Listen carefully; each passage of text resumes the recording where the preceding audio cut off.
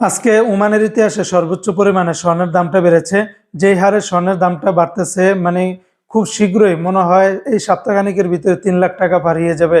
কারণ এত বেশি পরিমাণে স্বর্ণের দামটা বাড়তেছে, 24 ঘন্টার ব্যবধানে প্রায় 8-10 হাজার টাকার মতো করে বেড়ে যাচ্ছে। তো বন্ধুরা, আজকে যারা ওমান থেকে 24 ক্যারেটের প্রতি গ্রাম স্বর্ণ ক্রয় করবেন, 66 রিয়াল 750 পয়সা, 22 ক্যারেটের প্রতি গ্রাম 62 রিয়াল 300 পয়সা। এটা ছিল ওমানের একটা কোম্পানির রেট। অপরদিকে ওমানের আরেকটা কোম্পানিতে 24 ক্যারেটের প্রতি গ্রাম 65 রিয়াল 357 পয়সা, 22 ক্যারেটের প্রতি গ্রাম 59 রিয়াল 919 পয়সা, 21 ক্যারেটের প্রতি গ্রাম 57 রিয়াল 193 পয়সা, 18 ক্যারেটের প্রতি গ্রাম 49 রিয়াল 23 পয়সা। এই রেটগুলোর সাথে ভ্যাট ট্যাক্স মেকিং চার্জ কোনো কিছুই যুক্ত করা হয়নি।